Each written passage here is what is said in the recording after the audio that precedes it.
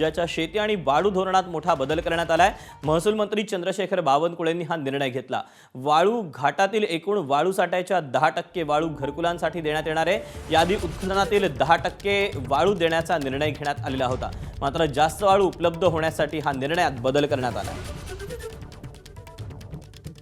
याबद्दलचे अपडेट जाणून घेऊयात। अभिषेक मुठाळ आपल्यासोबत आहे। अभिषेक, या निर्णयाचा कसा फायदा होणार आहे?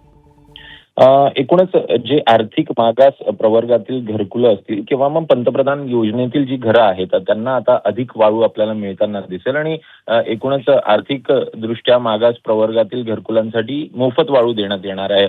एकूणच जे EWS घरकुलं आपण म्हणतो त्यासाठी 10% वाळू ही मोफत दिली जाणार आहे आणि त्यामुळे एकूणच घराची बांधकाम असेल किंवा घरकुलांची हे असेल बांधकाम असेल त्याला कुठेतरी आपल्याला फायदा यामुळे होताना दिसेल। आता जर पाहायचं तर वाळू घाटातील एकूण वाळू साठ्याच्या 10% वाळू ही घरकुलांसाठी देण्यात येणार आहे। त्यामुळे राज्याच्या रेती आणि वाळू धोरणामध्ये हा मोठा बदल म्हणावा लागणार आहे।